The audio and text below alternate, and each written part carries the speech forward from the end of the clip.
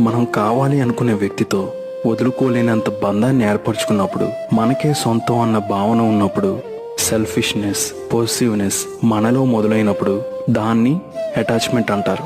Love అంటే స్వార్థం ఉండదు, ఈర్ష్య, అటాచ్మెంట్ ఏదీ ఉండదు. ఎప్పుడైతే ఒకరిపై విడిపోలేనంత బంధం ఏర్పడుతుందో అప్పుడు వాళ్ళ నుండి అదే బంధాన్ని ఎక్స్పెక్ట్ చేయాల్సి వస్తుంది. ఆ ఎక్స్పెక్టేషన్స్ని కాస్త అందుకోకపోయినా అది నిద్రలేని రాత్రులకు, మనోవేదనకు ఒక రీజన్ అవుతుంది. అటాచ్మెంట్ అనేది మనకి ఎంత బలాన్ని ఇస్తుందో అంత కష్టాలను కూడా తెచ్చిపెడుతుంది.